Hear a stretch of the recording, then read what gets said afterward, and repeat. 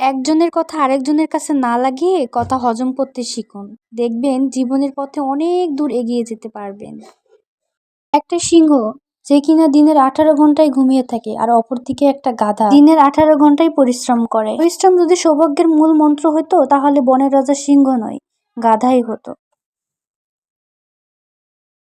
জীবনে খুশি থাকতে চান তাহলে এক হাতে বাঁশ আর এক হাতে তেল নিয়ে রেডি থাকুন। যখন যাকে যেটা প্রয়োজন তখন তাকে দিবেন, দেখবেন জীবনে অনেক খুশি থাকবেন। বাঙালি জানে প্রেমের সাথে ছেঁকা ফ্রি, তারপরও বাঙালিরা প্রেম করে। কারণ কি জানেন? কারণ বাঙালিরা ফ্রি জিনিস হাতছাড়া করে না।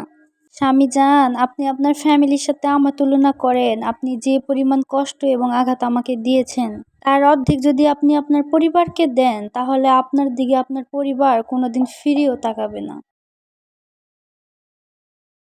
আমার স্বামী যখন বলে আমি তো আছি, তোমার এত চিন্তা কিসের, বিশ্বাস করেন ভাই, এই পৃথিবীতে সব থেকে ভাগ্যবতী নারী নিজেকে মনে হয়।